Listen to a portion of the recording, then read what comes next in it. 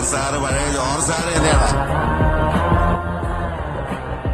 നിന്നെ കാണാൻ George sir ഇവിടെ വന്നിട്ടുണ്ട്. നിന്റെ മുമ്പില് ജോർജ് സാർ ഇങ്ങനെ നിൽക്കുന്നുണ്ടേലേ നീ ജോർജ് സാറിനെ ഇനിയും കുറെ അറിയാനുണ്ടനിയാ.